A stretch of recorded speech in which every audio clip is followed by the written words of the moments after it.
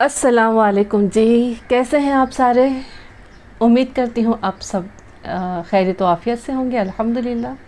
आज आते हैं कहानी की तरफ। कहानी का नाम है आज की संगदिल और इंस्पेक्टर नवाज़ ख़ान साहब की ही डायरी से ली हुई है। ये भी बहुत पुरानी डाइजेस्ट में है, 1985 जी 1985 की है ये भी। और हो सकता है आप लोगों में से किसी ने इसको पढ़ा हो, सुना हो, पता नहीं, लेकिन हो सकता है सुना हो। और हमारे संजय साहब ने तो बिल्कुल सुना होगा क्योंकि उनको बहुत पसंद है मिस्टर नवाज़ ख़ान साहब। तो वो तो ढूंढ ढूंढ कर पढ़ते या सुनते होंगे। तो मैं फिर लाई, फिर से सुनिए संजय भाई। चलिए शुरू करते हैं। दावत ठीक ठाक थी। 3-4 किस्म के बकरे का गोश्त, तली हुई मछली और भुने हुए बटेर वगैरह थे। दलजीत सिंह ने अपनी तरफ से कोई कसर नहीं छोड़ी थी। रात तकरीबन 10 बजे मैं और एएसआई गोविंद वापस रवाना हुए। दलजीत सिंह का तांगा हवेली के बाहर दरवाजे के खड़ा ही था तैयार। हमारे बैठते ही कोचवान ने चाबुक लगाई और तांगा कच्चे रास्ते पर हिचकोले खाता हुआ आगे बढ़ने लगा। एक फर्लांग बाद नहर की पटरी आ गई और हिचकोले ज़रा कम हो गए, लेकिन सामने से लगने वाली हवा कुछ और ज़्यादा ठंडी हो गई। तकरीबन 3 मील आगे एक पुल था। उस पुल से जोधपुर कोई 3 फर्लांग के फासले पर था। जोधपुर थाने का चार्ज संभाले मुझे आज सिर्फ 3 रोज़ हुए थे। जिस गांव से हम दावत खाकर आ रहे थे, दलजीत वहां का बाअसर ज़मींदार था। वो मुसलसल 3 दिन से इसरार कर रहा था कि मैं उनके घर रात का खाना खाऊं। आज शाम उसने तांगा ही भेज दिया था। मजबूरन जाना पड़ा। वैसे भी दलजीत जोधपुर के सबसे अहम शख्स शरीफ नंबरदार का दोस्त था। शरीफ नंबरदार कहने को तो शरीफ नंबरदार था, लेकिन 2 ही दिन में मुझे पता चल गया था कि ना तो वो शरीफ है और ना ही नंबरदार। उसकी हैसियत नंबरदार से कहीं ज़्यादा थी। दरअसल उसका छोटा भाई, जो किस्मत से कुछ पढ़ लिख गया था, सियासत में पांव रखता था। बड़े बड़े लोगों से उसका मिलना जुलना था। शहर में उसने अपना कोई कारोबार भी शुरू कर रखा था। पिछले दिनों उसकी कोशिश से पुल से जोधपुर व जाने वाली सड़क को नींव पुख्ता कर दिया गया था। आजकल नहर की पटरी को मजबूत किया जा रहा था। कोई 5 फरलांग आगे जाकर तांगा रुक गया। यहाँ से एएसआई गोविंद का गांव थोड़े ही फासले पर था। उसने मुझसे इजाज़त ली और पिछली सीट से उतरकर गांव की तरफ चल दिया। तांगा फिर रवाना हो गया। मैं अपने ख्यालों में मगन बैठा था। थोड़ा आगे जाकर तांगे की रफ्तार फिर कम होने लगी। मैंने सर उठाकर देखा। सामने पटरी पर खेतों के साथ एक बैलगाड़ी तिरछी खड़ी थी। दाईं तरफ मिट्टी के ढेर लगे हुए थे, इसीलिए रास्ता तकरीबन बंद हो गया था। 2 आदमी बैलगाड़ी पर शलजम लाद रहे थे। कोचवान ने उनको आवाज़ दी, लेकिन वो अपने काम में मगन रहे। मैंने भी उन्हें रास्ता देने के लिए कहा, लेकिन उन्होंने कोई तवज्जो नहीं दी। मुझे सख्त गुस्सा आया। मैं तांगे से उतरकर उनके पास पहुंचा। क्या बात है जवानों, तुम रास्ता क्यों नहीं देते? तुम कौन हो इतनी गर्मी से बोलने वाले? उनमें से एक ने मुझे मोटी सी गाली देते हुए कहा। लगता था उसने शराब पी रखी थी। मैं खुद पर काबू न रख सका। मैंने कहा, फिर बताओ मैं कौन हूँ? वो आगे कदम उठाता हुआ बोला, बताओ। मैंने एक जन्नाटेदार थप्पड़ उसके मुंह पर मारा। वो उलटकर खेत में जा गिरा। उसका दूसरा साथी तेजी से आगे बढ़ा। मैंने उसके बाल पकड़कर लातों और घूंसों से उसकी तवाज़ी शुरू कर दी। इतने में शोर सुनकर खेतों में काम करते हुए लोग भी वहां पर आ गए। वो तकरीबन 4 लोग थे। 2 ने कोचवान को पीटना शुरू कर दिया और बाकी मुझ पर पिल पड़े। अगर वो दोनों होते तो मैं उनसे बखूबी निपट सकता था, लेकिन अब सूरत हाल मुख्तलिफ हो गई थी।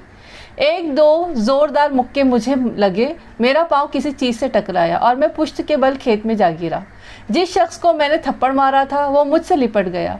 उसके एक हाथ में दरांती नज़र आ रही थी। वो नशे में था और वो कुछ भी कर सकता था। तब मैंने देखा कि नहर में से एक आदमी निकला और भागता हुआ हमारी तरफ आया। वो आते ही मुझ पर हमला करने वालों पर टूट पड़ा। मैंने भी उठकर एक आदमी की ठुकाई शुरू कर दी। चंद मिनट में ही हमलावर भाग गए। एक शख्स को मेरे मददगार ने काबू कर लिया था। वो उसे गिरेबान से खींचता हुआ मेरी तरफ ला रहा था।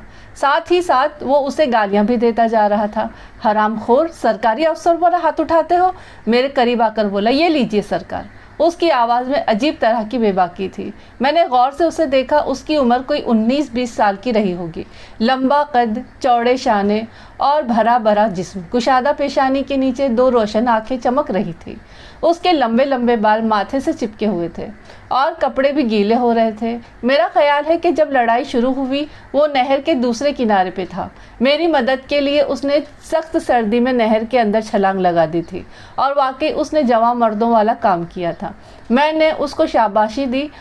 उसने अपना नाम हीरा बताया। वो मुसलमान था और जोधपुर में ही गोश्त की दुकान करता था। हमने पकड़े जाने वाले शख्स को तांगे में सवार किया और जोधपुर की तरफ रवाना हो गए। दूसरे दिन मैंने उसके दूसरे साथी को भी पकड़ लिया। दोपहर तक उसकी अच्छी ठुकाई हुई। दोपहर को नंबरदार शरीफ आ गया। उसने उनकी सिफारिश करनी शुरू कर दी। कहने लगा कि उसके एक रिश्तेदार के मज़ारे हैं। गलतफहमी की वजह से जो हुआ सब कुछ उसी वजह से हुआ। इनको तो इनके किए की सज़ा मिल गई है, बाकी जो है वो भी आपकी खिदमत में हाजिर होकर माफ़ी मांग लेते हैं। उसके कहने पर मैंने तमाम अफराद को छोड़ दिया। कोई 2 हफ्ते के बाद जोधपुर में एक मेला था। उस मेले में शरीफ के 2 लड़के किसी से झगड़ पड़े। दोनों जब थाने में आए तो उनके सरों पर पट्टियां बंधी हुई थी और चेहरे पर नील थे। शरीफ ने बताया कि मेले में नाचने वालों को पैसे देने पर झगड़ा हुआ था। उसने 5 अफराद के नाम पर पर्चा कटवाया। मैंने एएसआई को सिपाही देकर भेजा। वो दोपहर के वक्त मुलजिमों को थाने में ले आया। उन मुलजिमों को देखकर मैं चौंक पड़ा। वो हीरा था, मुलजिमों में सबसे नुमाया नज़र आ रहा था। मैंने पूछताछ शुरू की तो पता चला कि झगड़ा पैसे देने पर नहीं बल्कि नाचने वाले लड़के को छेड़ने पर हो रहा था। नंबरदार शरीफ के लड़के उसको तंग कर रहे थे। हीरे ने यह भी बताया कि झगड़े में वो अकेला था, उसका कोई साथी उसके साथ शामिल नहीं था। इतने में कसाईयों के 3-4 आदमी भी आ गए। वो जवाबी पर्चा कटवाना चाहते थे। उनका इल्ज़ाम था कि शरीफ नंबरदार और उसके साथियों ने उनके घर का दरवाज़ा तोड़ दिया और औरतों की बेइज्जती की है। दोनों फरीक अपनी अपनी बात पर जोर दे रहे थे। मैंने एएसआई गोविंद को इशारा किया और उसने 2 सिपाहियों को मेले की तरफ रवाना कर दिया।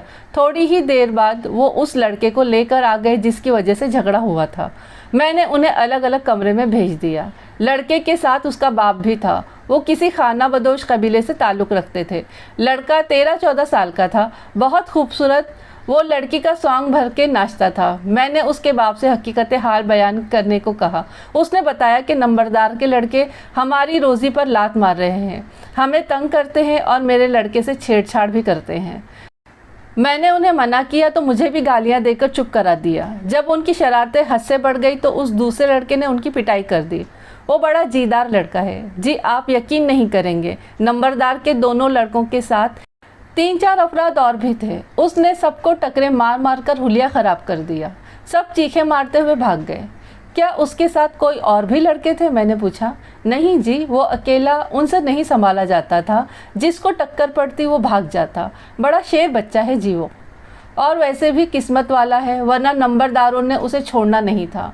मैंने उसे कहा कि तफसील से सारी बात बताओ। उसने बताया कि झगड़े के बाद नंबरदार के लड़के 30-40 साथी लेकर उसके घर पहुंचे। ये सब लोग हॉकियों और डंडों से मुसल्लह थे। चंद के पास बंदूकें भी थी।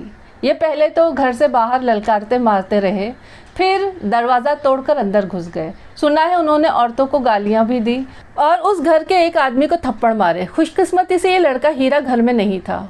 वो उस वक्त कुएं पर नहा रहा था। उसके आने से पहले वो लोग वापस चले गए। मामले की पूरी तफसील मेरे सामने आ चुकी थी। मैंने दोनों फरीकों को सुलह की तरफ लाने की कोशिश की थी। ठीक है, नंबरदार के लड़कों की पिटाई हुई थी, चाहे वो एक शख्स ने की थी या ज़्यादा ने। उन्होंने भी तो कसाईयों के घर का दरवाज़ा तोड़ दिया था। जिन लोगों ने पहला वाक़या देखा था उन्होंने ही दूसरा भी देखा था। दोनों ने एक दूसरे की बेइज्जती कर ली थी, या ये समझ ले कि अपनी अपनी इज्जत बना ली थी। नंबरदार के लड़कों का जुर्म ज़्यादा संगीन था। बहरहाल मैंने दोनों फरीकों को समझौते पर आमादा कर लिया। दोनों तरफ से झगड़ा ना करने की ज़मानत लेकर मैंने सबको जाने की इजाज़त दे दी। शरीफ नंबरदार कुछ देर मेरे पास बैठा रहा। वो इस फैसले से ज़्यादा खुश नहीं था। सिर्फ 24 घंटे बाद इस सिलसिले का दूसरा वाक़या रोनुमा हो गया। हीरा अगले रोज़ शाम के वक्त फिर मेले में जा पहुंचा। नंबरदार के लड़के भी शायद उसी की ताक में थे। हीरा लोगों के दरमियान खड़ा नाच देख रहा था कि एक पहलवान नुमा शख्स ने उसके पीछे से उसको गिरफ्त में ले लिया। 2 आदमी सामने से उसके मुंह पर मुक्के मारने लगे। वो शायद उसकी हड्डी पसली बराबर करने का इरादा करके आए थे। वो उसको मार रहे थे और कह रहे थे कि अपनी नाक से लकीर निकालो। वो कह रहा था, मुझे छोड़ दो तो सही, मैं लकीर निकालता हूँ। ये सारी बातें मुझे मुखबिर बिलाल शाह ने बताई। हीरे की छोटी बहन ने ये माजरा देखा तो वो रोती हुई घर को भागी। घर में हीरे के 2 भाई और रिश्तेदार मौजूद थे। वो छुरियां और कुल्हाड़ियां लेकर भागे। उन्होंने नंबरदार के 2 लड़कों को एक मुजारे को पकड़ लिया और हाँकते हुए अपने डेरे पर ले आए। यहाँ एक चौक पर इन तीनों को बांधकर बुरी तरह लाठियों से मारा और उनको अधमुआ करके दरख्त से बांध दिया। नंबरदार के हिमायती भागते हुए हवेली पहुंचे। उन्होंने बताया कि अगर उसने जल्दी ना की तो उसके दोनों बेटे कत्ल हो जाएंगे। नंबरदार भागता हुआ मेरे पास आया। मैं फ़ौरन मौके पर पहुंचा। नंबरदार के दोनों लड़के मार खा खा कर निढाल हो चुके थे। मैंने उनको छुड़ाया। इतने में एएसआई गोविंदर भी सिपाहियों के साथ पहुंच गया। हमने हीरे और उसके बाप को गिरफ्तार किया और थाने में आ गए। नंबरदार के असर रसूख को देखते हुए अब हीरे वगैरह के खिलाफ कार्रवाई करनी ज़रूरी हो गई थी। मैंने पर्चा काटकर बाप बेटे को हवालात में बंद कर दिया।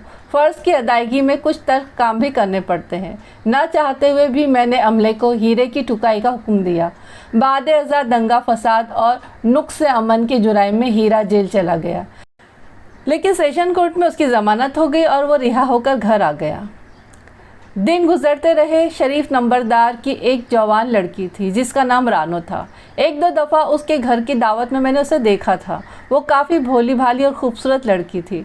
हुस्न और इश्क के मामले भी कुछ अजीब होते हैं।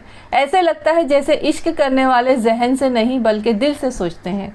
शायद इसीलिए इस किस्म की गुत्थियाँ सुलझाने में जहन नाकाम रहता है। वाक़या ये हुआ कि रानो हीरे को दिल दे बैठी और चोरी छुपे उससे मिलने लगी। हैरान कुन बात है कि जिन घरों में हर वक्त किसी मखसूस दुश्मन के बारे में बात होती रहती है, उन घरों में कोई ऐसा फ़र्द पैदा हो जाता है जो दुश्मन को दोस्त बनाने पर तुल जाता है। अजीब फितरत होती है बाज़ लड़कियों की भी। अपने वालिदैन को भी चाहती है, अपने भाइयों पर भी जान छिड़कती हैं, लेकिन फिर उनके दुश्मनों को भी दिल दे बैठती हैं। मेरे तजुर्बे में ऐसे कई वाक़यात हैं जिनमें किसी लड़की ने अपने ख़ानदान के सबसे बड़े दुश्मन को अपनी अजीज़ तरीन हस्ती बना लिया। हाँ, तो मैं बात कर रहा था रानो की। हीरे से उसके ताल्लुकात कायम हो गए। हमारे मुखबिर ऐसी खबरें सूंघते रहते हैं। बिलाल शाह ने जिस रोज़ मुझे ये इत्तला पहुंचाई, मैं जान गया कि अब हीरे के दिन थोड़े रह गए हैं। चंद दिन के अंदर हस्ब दस्तूर ये खबर फैलने लगी। मुझसे मिलने वाला हर तीसरा चौथा आदमी इस बारे में बात करने लगा। एक रोज़ मेरे मुखबिर बिलाल शाह ने बताया कि छोटी ईद के रोज़ सुबह सहरी के वक्त वो रफ़ा हाजत के लिए खेतों की तरफ गया तो उसने एक जगह रानो और हीरे को देखा। वो कुमाद के खेत की ओट में खड़े बातें कर रहे थे। उसे देखकर वो ठिठक गए और मुख्तलिफ रास्तों पर चल दिए। फिर वही हुआ जिसका खतरा था। एक रोज़ शाम को पता चला कि पुल की दुकान के पास ज़बरदस्त झगड़ा हुआ है। दूसरे गांव से रानो का मंगेतर चंद आदमियों के साथ आया था। उसने हीरे को बुरी तरह पीटा है। वो खेतों में पड़ा ज़िंदगी की आखिरी घड़ियां गिन रहा है, लेकिन रात गए पता चला कि ऐसी कोई बात नहीं। हीरे को चोटें तो बहुत लगी हैं, लेकिन वो ठीक है। वो खुद चलकर वापस घर आ गया था। दोनों में से किसी फरीक ने भी पुलिस से रुजू नहीं किया। ये वाक़या मेरी तवक्का के बिल्कुल बरक्स था। मेरा ख्याल था कि अब अगर हीरा शरीफ के आदमियों के हत्थे चढ़ गया तो वो उसके 10-20 टुकड़े ज़रूर कर देंगे, लेकिन मामला वक्ती तौर पर बिगड़ने से बच गया। फिर भी इस बात का ख़तरा मौजूद था कि किसी भी वक्त दोबारा तसादुम हो सकता है।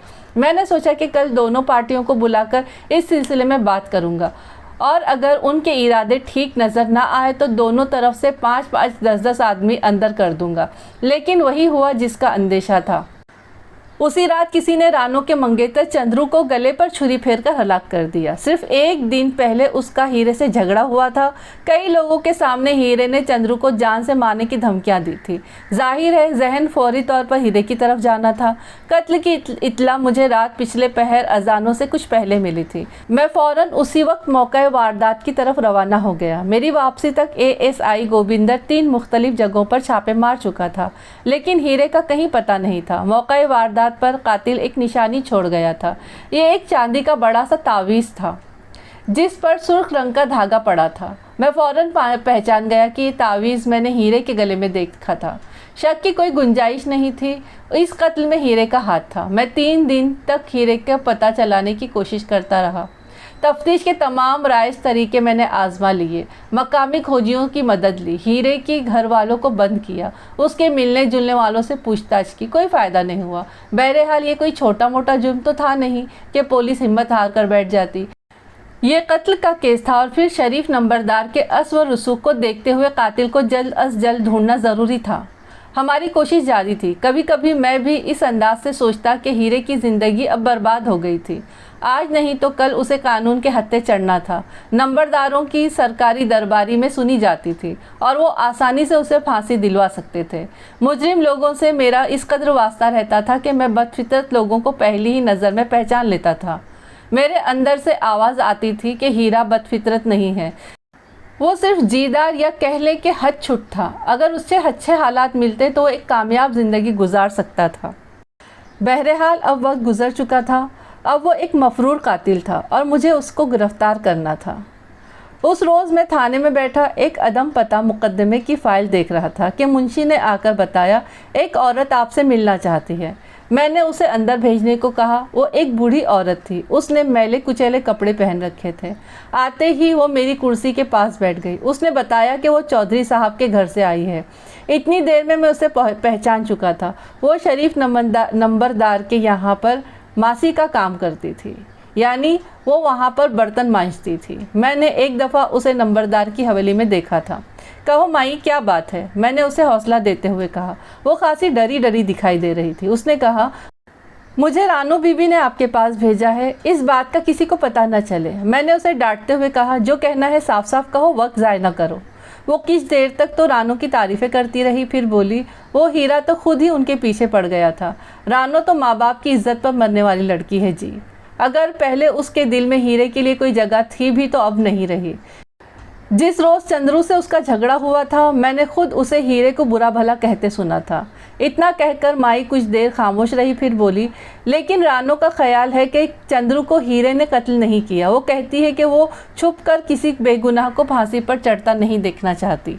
ठीक है, हीरा बुरा है, उसके ख़ानदान का दुश्मन है, लेकिन वो कत्ल उसने नहीं किया। मैंने पूछा, ये बात वो किस तरह कह सकती है? माई बोली, चौधरी जी, वो कहती है कि हीरे का तो जो तावीज़ आपको कत्ल की जगह मिला, वो कत्ल की रात हीरा के गले में नहीं था। उस शाम हीरा रानो से मिला था। रानो ने हीरे से तावीज़ के बारे में पूछा था तो उसने कहा था कि वो लड़ाई में कहीं गिर गया है। रानो को ये बात याद रह गई। वो अब तक इस बात को छुपाने की कोशिश करती रही है, लेकिन उसके दिल पर बड़ा बोझ था। माई की बात से इशारा मिलता था कि हीरे को जानबूझकर इस कत्ल में फंसाने की कोशिश की गई है। लड़ाई के दौरान इत्तेफाकन हीरे का तावीज़ गिर गया था या उसे नोचा गया था। बाद में ये तावीज़ मौका वारदात पर रख दिया गया। कत्ल का ये वाक़या किसी गहरी साजिश का पता दे रहा था। मैंने माई को तो रुखसत कर दिया और खुद सोच विचार में मसरूफ़ हो गया। रानो के भाई हीरे से नहीं लड़े थे, बल्कि उसका मंगेतर लड़ा था। क्या इत्तेफाकन ऐसा हुआ था कि चंद्रू की मुठभेड़ हीरे से हो गई थी या उसे लड़ाया गया था? फिर मुझे ये बात भी याद आई कि गैर मुतवक्का तौर पर पुल पर होने वाली लड़ाई में हीरे को कत्ल नहीं किया गया था, बल्कि सिर्फ मार पीट तक ही महदूद रही थी। इस झगड़े को बाद में होने वाले कत्ल की बुनियाद बनाने की कोशिश की गई थी। मैं जो सोच रहा था, मुझे कत्ल के इस सीधे साधे वाक़े के पीछे गहरी मंसूबाबंदी नज़र आ रही थी। मुझे मालूम था कि इलाके का माहिर तरीन खोजी मौके वारदात से कोई ऐसा खुर उठाने में नाकाम रहा था जिसे हीरा का करार दिया जा सके। एक बहुत साफ खुरा किसी ऐसे शख्स का मिला था जो एक पाँव दबाकर चलता था। जोधपुर में सिर्फ 2 आदमी ऐसे थे जो लंगड़ाकर चलते थे, एक मोची था और दूसरा एक मज़ारे, लेकिन दोनों में से किसी का भी हीरे से कोई ताल्लुक़ साबित नहीं हुआ था। तावीज़ के बारे में माई के इंकशाफात ने यह बात काफ़ी हद तक साफ कर दी थी कि हीरे ने यह कत्ल नहीं किया, बल्कि उसे इस मामले में फंसाने की कोशिश की गई है। तो फिर कातिल कौन है और कत्ल किसने किया? मेरा दिल ये कह रहा था कि ये नंबरदारों का कोई अंदरूनी मामला है, लेकिन मुझे ये भी मालूम था कि इन लोगों ने कोई कच्ची गोलियां नहीं खेली हुई हैं। अगर उन्होंने हीरे को फंसाने की कोशिश की है तो हर काम बड़ी सफाई से किया होगा। हीरे का इस दलदल से बच निकलना मौजज़े से कम नहीं था। उस रात मेरे मुखबिर बिलाल शाह ने मेरे घर का दरवाज़ा खटखटाया। उसने बताया कि हीरा यहाँ से 7 मील दूर एक गाँव में मौजूद है। मैंने उसी वक्त घोड़े पर जीन डलवाई और बिलाल शाह को साथ लेकर उस गांव की तरफ रवाना हो गया। मैंने किसी तीसरे शख्स को साथ नहीं लिया। उस गांव के करीब पहुंचकर बिलाल शाह ने अपना घोड़ा खेतों की तरफ मोड़ दिया। दूर खेतों के दरमियान नीची छत वाले कुछ कच्चे कमरे नज़र आ रहे थे। शायद उनको मवेशी बांधने के लिए इस्तेमाल किया जाता था, लेकिन अब वो बेआबाद थे। बारिशों की वजह से कुछ कमरों की छतें भी गिर चुकी थी। बिलाल शाह ने उंगली के इशारे से बताया कि हीरा यहीं एक कमरे में मौजूद है। मैं हैरान हो रहा था कि मैंने अपने साथ छापा मार टीम क्यों नहीं ली। मैंने उसे वहीं खड़े होने का इशारा किया, फिर खेतों के दरमियान चलता हुआ मकान के करीब पहुंचा। पिस्तौल मेरे हाथ में था। मैंने हीरे को आवाज़ दी। तीसरी आवाज़ पर उसने मुझे जवाब दिया। मैंने कहा, हीरे, मैं तुमसे बात करना चाहता हूँ, बाहर आओ। उसने जवाब दिया, चौधरी साहब, मेरे हाथ में बंदूक है, आप आगे कदम न बढ़ाएं। मैं अपनी जगह खड़ा रहा और पिस्तौल हॉरिस्टर में लगा दिया। मैंने कहा, हीरे, मैं इस वक्त अकेला हूँ और खाली हाथ हूँ। वो बोला, आप खिड़की के पास आ जाएं, मैं आपकी बात सुन रहा हूँ। मैं आहिस्ता आहिस्ता कदम बढ़ाता हुआ खिड़की के पास जाकर खड़ा हो गया। मैं जानता था कि वो इस वक्त खौफजदा है और उसके फ़रार होने की वजह भी यही है। थोड़ी देर बाद मैं उसे एतमाद में लेने में कामयाब हो गया। वो राइफ़ल लटकाए हुए कमरे से बाहर निकल आया। उसकी दाढ़ी बढ़ी हुई थी, आंखें सुर्ख हो रही थी। मैंने उससे पूछा, देखो बच्चे, कितना भी भागोगे फांसी के फंदे से तो बच नहीं सकोगे। तुम बुरी तरह फंसे हुए हो। मैं तुम्हारे सामने खाली हाथ खड़ा हूँ। इसका मतलब है कि मैं तुम्हारा हमदर्द हूँ। मुझे बताओ कि इस कत्ल में तुम्हारा क्या हाथ है। वो गुलूगीर आवाज़ में बोला, चौधरी साहब, मेरा इस कत्ल में कोई हाथ नहीं है। मैंने कहा, देखो, हम पुलिस वाले किसी पर रहम नहीं किया करते और कत्ल के मुलजिम पर रहम करना तो बहुत दूर की बात है। लेकिन मैं तुम्हें एक मौका देता हूँ, तुम यहाँ से निकल जाओ। तुम्हारी उम्र बहुत छोटी है, लेकिन तुम्हारे दुश्मनों के हाथ बड़े लंबे हैं। वो तुम्हें किसी सूरत जीने नहीं देंगे।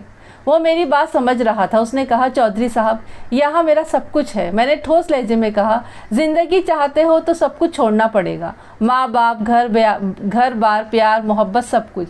सिर्फ अकेली जान लेकर जाना होगा और कुछ भी हो जाए वापसी नहीं होगी। बोलो, मंजूर? उसने कहा, लेकिन मेरे घर वालों पर मुसीबत आई तो?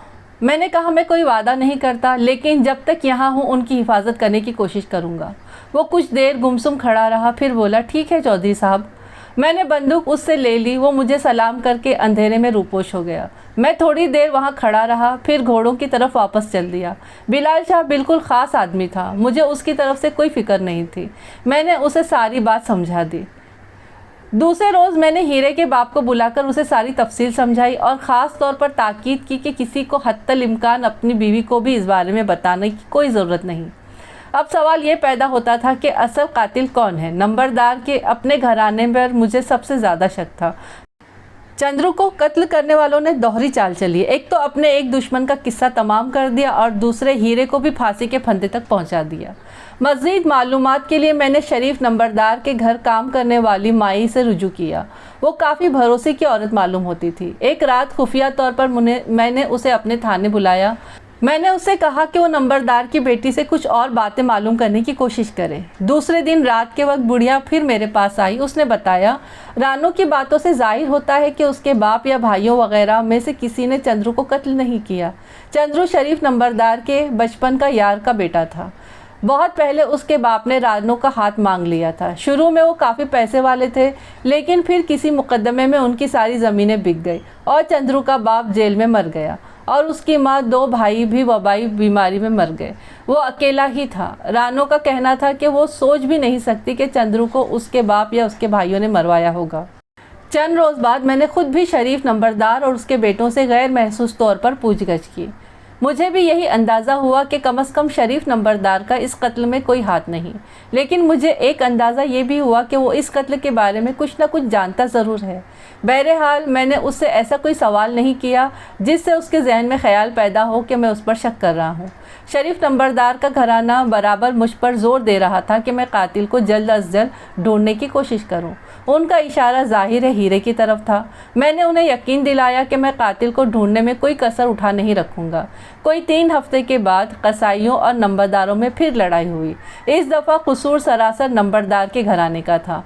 छोटे बच्चों की लड़ाई को बहाना बनाकर नंबरदार और उसके हवारियों ने कसाईयों के घर पर धावा बोल दिया। उन्होंने हीरे के छोटे भाई को बड़ी बेदर्दी से मारा था और उसे घसीटते हुए खेतों में ले गए थे और लाठियां मार मार कर उसको बेहोश करके फेंक दिया था।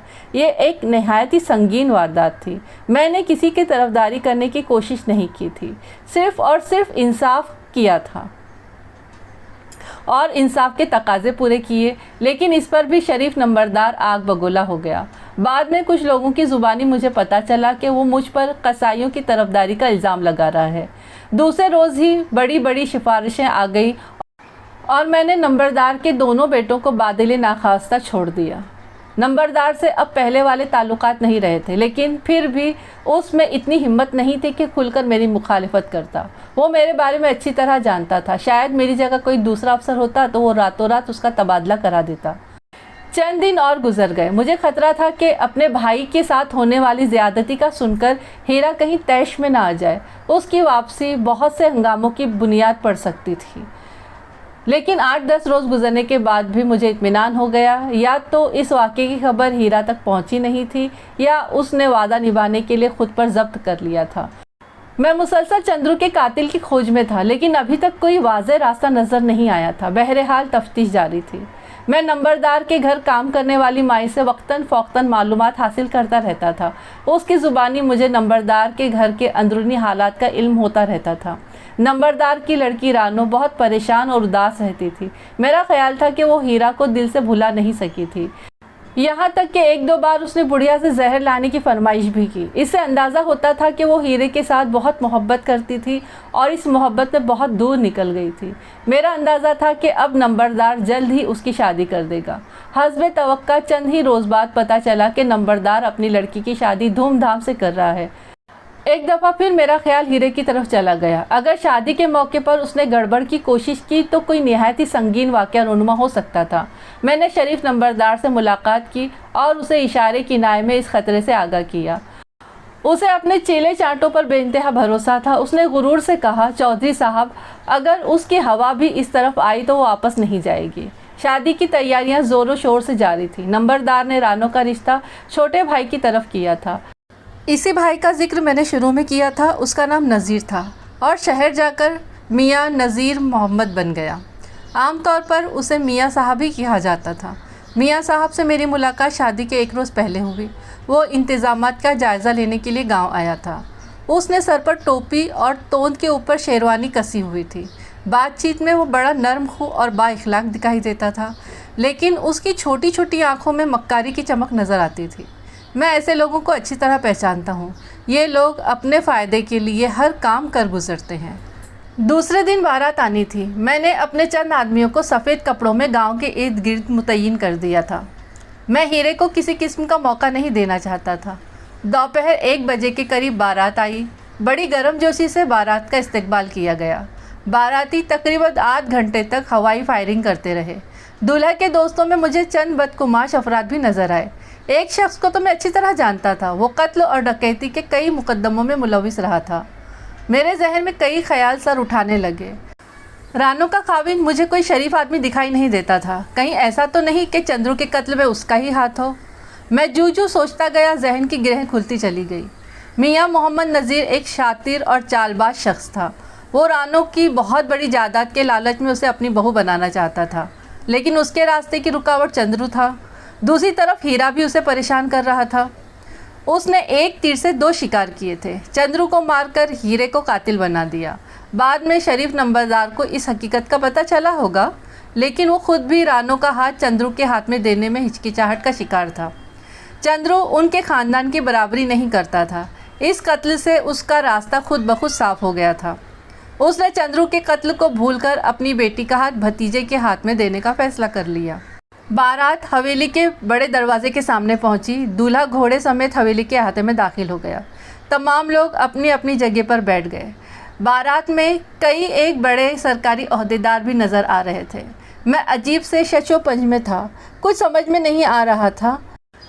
मेरे अंदर से आवाज़ आ रही थी कि रानो का होने वाला खाविन चंद्रू के कत्ल में मुलविस है, लेकिन बगैर मुनासिब तैयारी और शहादतों के ऐसे नाजुक वक्त में कोई कदम उठाना सरासर हिमाकत थी। थोड़ी देर बाद निकाह की रस्म अदा हो गई। तमाम लोग खाने के लिए हवेली के दूसरे हिस्से की तरफ बढ़ गए। मैंने दूल्हे की तरफ देखा और मेरा शक पुख्ता यकीन में बदल गया। चंद्रू का कातिल दूल्हा ही था। वो लंगड़ा कर चल रहा था। बारात को रात गांव में ही रहना था। मुझे हीरे की तरफ से अभी खतरा था। उस रात मैंने थाने की तमाम नफरी गांव को आने वाले रास्तों पर लगा दी थी। खुद भी रात के 11 बजे तक मैं सूरत हाल का जायज़ा लेता रहा था। बहरहाल रात भी खैरियत से गुजर गई। दूसरे रोज़ बारात दुल्हन को लेकर शहर वापस चली गई। मुझे खुशी थी कि चाहे वजह कुछ भी हो, हीरे ने मुझसे किया हुआ वादा निभाया था और कोई ऐसी वैसी हरकत नहीं की थी। दिन गुजरते रहे, मेरी बेचैनी बढ़ती चली गई। अंग्रेज़ का ज़माना था और मेरे थाने के हुदूद में कत्ल हुआ था। अभी तक मुलजिम गिरफ्तार नहीं हुए थे। ये बात मेरे लिए बड़े ख़तरे की बात थी। अंग्रेज़ इस मामले में बहुत सख्त था और कोई बहाना सुनने के लिए तैयार नहीं होता था। मैंने खुफिया तौर पर सबूत और गवाहियाँ ढूंढने का काम जारी रखा हुआ था।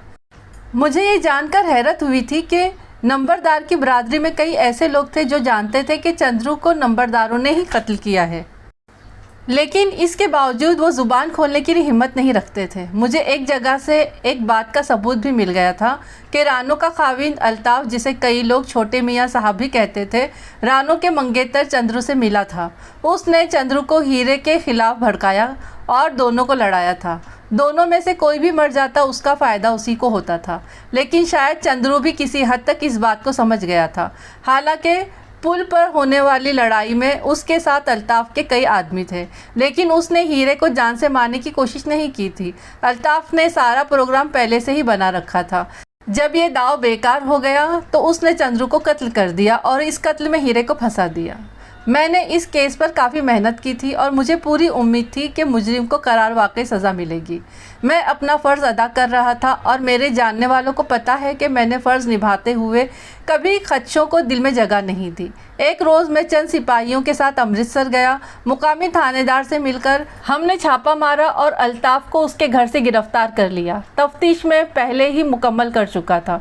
48 घंटे के अंदर अंदर मैंने चालान मुकम्मल करके अदालत में पेश कर दिया। मेरे कंधों का बोझ हल्का हो चुका था। अब जिम्मेदारी अदालत की थी कि वो मुजरिम को छोड़ती है या सज़ा देती।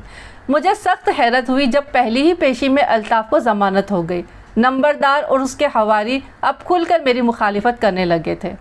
मेरा ख्याल था कि वो मेरे तबादले की कोशिश करेंगे, लेकिन इससे भी लंबा हाथ मारा उन्होंने मुझ पर इल्ज़ाम लगाया कि मैंने रिश्वत लेकर दानिस्ता तौर पर असल कातिल हीरे को भगा दिया था। मेरे थाने में ही मेरे ख़िलाफ़ पर्चा दर्ज हुआ। इब्तदाई तफ्तीश के बाद केस अदालत में चला गया। वो मेरे ख़िलाफ़ कोई ठोस सबूत या कोई गवाही पेश नहीं कर सकते थे। मेरा रिकॉर्ड और मेरा काम आला अफसरान के सामने था। दूसरी ही पेशी में मुझे इस इल्ज़ाम से बरी कर दिया गया था। शरीफ नंबरदार और उसका भाई सांप की तरह बल खाकर रह गए। कुछ दिन के बाद मामला ठंडा हो गया, लेकिन नंबरदारों की दुश्मनी छुपाने नहीं छुपती थी। वो एक मरतबा फिर कसाईयों की तरफ मुतवज्जा हो गए। जोधपुर में कसाईयों के 4 घर थे। 2 घर तो खौफजदा होकर कस्बे से जा चुके थे और सिर्फ हीरे का बाप और उसका भाई रह गए थे। पहले तो उन्होंने हीरे के चचा को चोरी के एक झूठे मुकदमे में फंसाया। उसके बाद हीरे के बाप से उसकी दुकान छुड़ा दी। उनकी दस्त दराजियाँ रोज़ बरोज़ बढ़ती जा रही थी। फिर नौबत यहाँ तक पहुँची कि एक रोज़ उन्होंने हीरे की 12-13 साला बहन पर हाथ डाल दिया। वो कुएं पर पानी भरने गई थी। वहाँ नंबरदार के छोटे लड़के ने उससे छेड़छाड़ की। जब लड़की ने मुज़ाहिमत की तो उसने उससे तमाचे मारना शुरू कर दिए। उसका भाई जो पहले ही ज़ख्मी था उसे छुड़ाने के लिए आगे आया तो उसे धक्का देकर जोहड़ में गिरा दिया। बच्ची पर इल्ज़ाम ये लगाया कि वो गांव के लड़कों को ख़राब करती है। जब मेरे कान तक की खबर पहुंची तो मुझे सख्त तैश आया। साफ जाहिर था कि नंबरदार के लड़के हीरे की दुश्मनी उसके घर वालों से ले रहे थे। यह खबर सुनते ही मेरी छठी हिस्स खबरदार करने लगी कि अब जोधपुर में खून खराबा होगा। मैंने शरीफों को बदमाश बनते और बदमाशों का कातिल बनकर बदला चुकाते और खून बहाते देखा था। मुझे मालूम था कि अब हीरा वापस आएगा। वैसे भी जब जुल्म की इंतहा हो जाती है तो फिर जालिमों के दिन पूरे हो जाते हैं। दूसरे रोज़ जोधपुर की पंचायत बुलाई गई। इसमें नंबरदार और उसके हमनवा इस बात पर इसरार करने लगे कि कसाईयों के चाल चलन ठीक नहीं, उन्हें कस्बे से निकाल दिया जाए। ऐन उस वक्त जब पंचायत नंबरदार की हिमायत में फ़ैसला देने वाली थी, मैं वहां पहुंच गया। मैंने खुलकर नंबरदार की मुखालिफत की और सबके सामने कहा कि दुश्मनी के लिए मासूम लड़की पर कीचड़ उछाल रहे हैं। मैंने पंचायत को फ़िलहाल अपना फ़ैसला महफूज रखने का मशवरा दिया। भरी पंचायत में नंबरदार की पुरजोर मुखालिफत फ़ौरन रंग ले आई। मुझे अमृतसर में एसपी की तरफ से बुलावा आ गया। मैं फ़ौरन अमृतसर पहुंचा। एसपी साहब मुझसे अच्छी तरह वाकिफ़ थे। उन्होंने कहा कि मैं अपने फ़र्ज़ की अदायगी में हद से ज़्यादा तजावुज़ कर रहा हूँ। शायद उनका इशारा पंचायत के वाक़े की तरफ था। मैंने वाज़ेह तौर पर हीरे के घर वालों की वकालत की। मैंने एसपी को बताया कि शरीफ नंबरदार और उसका भाई जिस अंदाज से कानून को अपने हाथ में ले रहे हैं उससे खून खराबे का अंदेशा है। मैंने तमाम वाक़यात की तफसील खोल कर बयान की। एसपी साहब ने काफ़ी हद तक मेरी बात समझ ली, लेकिन उन पर भी ऊपर से दबाव था। बहरहाल उन्होंने कहा कि वो कल जोधपुर आएंगे और ख़ुद हालात का जायज़ा लेंगे। मैं शाम के बाद जोधपुर रवाना हो गया। मेरी छठी हिस्स मुझे खतरे के अलार्म दे रही थी और मुझे आगाह कर रही थी। मैं घोड़ा लेकर बाहर निकल गया और पूरे कस्बे का एक चक्कर लगाया। फिर मैं गैर इरादी तौर पर नंबरदार की हवेली की तरफ चल दिया। नंबरदार के मुलाजिमों ने मुझे अंदर बिठाया। थोड़ी देर बाद नंबरदार और उसका बड़ा बेटा आ गए। मुझे मालूम था कि वो सीधे मुंह बात नहीं करेंगे। वो मेरे सामने सोफे पर बैठ गए। मैंने उनसे कहा कि देखें, मैं सरकारी मुलाजिम हूँ, मुझे किसी से कुछ लेना देना नहीं, मैं सिर्फ अपने इलाके में अमन और अमान देखना चाहता हूँ।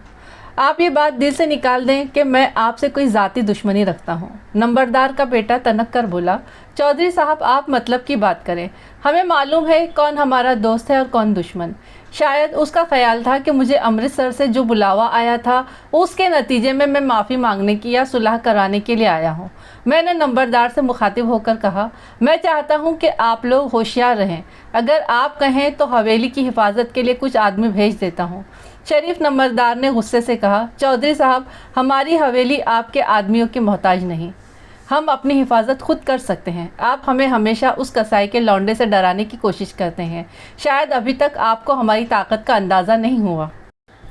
उसके लहजे पर मेरा खून खौल उठा, लेकिन मैं खामोश रहा। थोड़ी देर बैठकर मैं वहाँ से वापस लौट आया। उस रात मैं थाने में ही था। एहतियातन मैंने कुछ सिपाही सफ़ेद कपड़ों में इधर उधर लगा दिए थे। रात काफ़ी देर तक मुझे नींद नहीं आई। तकरीबन आधी रात के वक्त अभी ज़रा सोया ही था कि हड़बड़ाकर जाग उठा। 2 सिपाही मेरे सिरहाने खड़े थे। मैं उनके कुछ कहने से पहले ही मामला समझ गया। मैंने करीब रखी टॉर्च उठाई, फ़ौरन वर्दी पहनी और उनके साथ बाहर को लपका। गांव से भागो दौड़ों की आवाज़ आ रही थी। मैंने देखा नंबरदार की हवेली की तरफ से आग के शोले बुलंद हो रहे थे। अभी हम थोड़ी ही दूर गए थे कि अचानक ही मेरा मुखबिर बिलाल शाह मुझसे टकरा गया। वो सख्त घबराया हुआ था। उसने कहा, चौधरी साहब हीरे ने शरीफ नंबरदार और उसके दोनों लड़कों को कत्ल कर दिया है और हवेली में आग लगाकर भाग गया है। मैंने चंद लम्हे के लिए सोचा, ज़रा सी ताख़ीर मुजरिम को कानून की गिरफ्त से बहुत दूर ले जा सकती थी। मैंने उसी वक्त घोड़े पर जीन डाली, बिलाल शाह के अलावा 3 सिपाहियों को साथ लिया और मुजरिम के ताक़ुब में रवाना हो गया। कस्बे से बाहर नंबरदार के आदमी घबराहट के आलम में घोड़े दौड़ाते फिर रहे थे, लेकिन हीरा उनकी पहुंच से बहुत दूर जा चुका था। उनमें से कोई नहीं जानता था, लेकिन मुझे मालूम था कि वो किस तरह गया होगा। अमृतसर वहाँ से कोई 10 कोस के फासले पर था। सरपट घोड़े दौड़ाते हम 1 घंटे में शहर पहुँच गए। एक बड़ी कोठी के सामने हम घोड़ों से उतर गए। गेट पर मियाँ मोहम्मद नज़ीर और मियाँ मोहम्मद अल्ताफ़ के नाम नज़र आ रहे थे। अल्ताफ़ को पकड़ने के सिलसिले में एक दफ़ा पहले भी मैं यहाँ आ चुका था। हमने गेट खटखटाया, लेकिन कोई गेट खोलने नहीं आया। तब मैंने दीवार के ऊपर से देखा, बड़ी बड़ी मूँछों वाला एक मोटा सा शख्स जो शायद चौकीदार था, दीवार के साथ टेक लगाए करा रहा था। उसने अपना पेट दोनों हाथों से थामा हुआ था। मैंने ऊपर बालकनी में भी किसी शख्स को भागते हुए देखा था। मैंने एक सिपाही को दीवार फाड़ने का हुक्म दिया। उसने अंदर दाखिल होकर दरवाज़ा खोल दिया। हम भागते हुए इमारत के अंदर पहुंचे। उस वक्त ऊपर की मंजिल से धमा चौकड़ी की आवाज़ें आ रही थी। हम सीढ़ियां चढ़कर ऊपर की मंजिल में जा पहुंचे। सीढ़ियों के पास ही रानो सख्ते के आलम में खड़ी थी। उसका ससुर नज़ीर हीरे के नीचे दबा हुआ चिल्ला रहा था। उसकी बंदूक थोड़ी ही दूर पड़ी थी। हीरे के हाथ में खंजर था। मैंने हीरे को ललकारा। उसने झटके से गर्दन घुमाकर मेरी तरफ देखा। मैंने पिस्तौल से उसके सर का निशाना ले रखा था। खंजर फेंक दो हीरे, मैंने गरजदार आवाज़ में कहा। हीरा रानो के ससुर को छोड़कर खड़ा हो गया। वो अपनी तोंद हिलाता हुआ भागा और हमारी आड़ में हो गया। हीरा उल्टे पांव आहिस्ता आहिस्ता बालकनी की तरफ बढ़ रहा था। मैंने पिस्तौल को हिलाते हुए कहा, हीरे एक कदम भी हिले तो गोली मार दूंगा। हीरे ने भराई हुई आवाज़ में कहा, मैं गिरफ्तारी नहीं दूंगा चौधरी साहब, खेल ख़त्म हो गया है हीरे। मैंने सर्द लहजे में कहा, मैंने तुम्हें कहा था कि इधर का रुख मत करना। हीरे ने कहा, नहीं, तुमने कहा था चौधरी साहब मैं तुम्हारे घर की देखभाल करूंगा। मैंने कहा, मैंने वादा नहीं किया था हीरे, लेकिन मैं अपनी पूरी कोशिश कर रहा था। हीरे को बातों में लगाने का मकसद पूरा हो गया था। हीरे के पीछे एक दरवाज़ा धमाके से खुला और बिलाल शाह उस पर झपट पड़ा और उसको पीछे से जकड़ लिया, लेकिन हीरे के जिस्म में तो जैसे बिजलियां भरी हुई थी। उसने अपने जिस्म को एक झटके से घुमाया। बिलाल शाह की गिरफ्त ढीली हुई। दूसरे ही लम्हे वो हीरे के सामने था। सर की एक खौफनाक टक्कर बिलाल शाह के मुंह पर लगी। वो चारों शाने चीज ज़मीन पर गिर गया। मैंने एक लम्हे के लिए भी हीरे को पिस्तौल की जद से बाहर नहीं निकलने दिया था। इससे पहले कि बालकनी से छलांग लगा देता, मैंने उसकी टांग को निशाना बनाया और एक धमाका हुआ। वो लड़खड़ा कर फिर घसीटता हुआ बालकनी की तरफ बढ़ा, लेकिन मैं उसके सर पर पहुंच चुका था। सिपाहियों ने उसे दबोचकर उसके हाथ पीछे की तरफ मोड़े और हथकड़ी लगा दी। रानो ये मंजर देखकर सिसकियां लेने लगी। अभी उसे मालूम नहीं था कि जिसके लिए वो रो रही है वो उसके बाप और भाइयों को कत्ल कर चुका है। रानो का खाविन घर में मौजूद नहीं था। केस बिल्कुल वाज़ेह था, हीरे को फांसी की सज़ा हो गई। उसके बूढ़े बाप ने हाई कोर्ट में अपील की। दूसरी तरफ रानो का ससुर मियाँ नज़ीर मुकदमे की भरपूर पैरवी कर रहा था और हीरे के बचने का कोई इम्कान नहीं था। मेरा तबादला दूसरी जगह हो चुका था, लेकिन जोधपुर के बारे में मुझे खबरें मिलती रहती थी। रानो का खाविन अय्याश फितरत का मालिक था। वो घर में कम ही आता था। उसकी रातें उमन बाजार हुस्न में गुजरती थी। रानो बड़ी तंगी के दिन गुजार रही थी। उसका ससुर उस पर बेहद सख्ती करता था। और फिर एक रोज़ अखबार की खबर से पता चला कि हीरा अपने 2 साथियों के साथ जेल तोड़कर फरार हो गया है। फरार होने के चंद घंटे के बाद उसने रानो के ससुर और उसके खाविन को कत्ल कर दिया था और रानो को उठाकर ले गया था। हीरा और उसके दोनों साथी मफरूर मुजरिमों के एक ग्रोह में शामिल हो गए थे। उन लोगों ने अगले 2-3 साल मशरिकी पंजाब की पुलिस को बेहद परेशान किया। आखिर हुकूमत की तरफ से माफ़ी के ऐलान पर डाकुओं के इस गिरोह ने खुद को कानून के हवाले कर दिया। हीरा भी उनमें शामिल था। उसने रानो से शादी रचा ली थी और 2 बच्चों का बाप था। हीरे को शायद 10 साल की कैद हुई थी। इसके बाद मुझे उसके बारे में कुछ पता नहीं चला। शायद किसी ने सच ही कहा है कि जुल्म की इंतहा जालिमों को मजलूम बना देती है और मजलूमों को संगदिल। यहाँ पर हमारी कहानी हो जाती है ख़त्म और आप लोगों को ज़रूर पसंद आएगी। आप लोग लाइक करिए, कमेंट्स लिखिए और जिन लोगों ने सब्सक्राइब नहीं किया है अब तक के तो प्लीज़ सब्सक्राइब करिए और लाइक करना न भूलिए। आप लोग लाइक नहीं करते हैं, लाइक करिए। लाइक करने से ये वीडियो और आगे और आगे और आगे चली जाएगी। तो आप लोग लाइक करिए, कमेंट्स लिखिए, कमेंट्स लिखा करें। और जो लोग कमेंट्स लिखते हैं ना, मुझे बड़ी खुशी होती है। ऐसा लगता है जैसे मैं आप लोगों से बातें कर रही हूँ।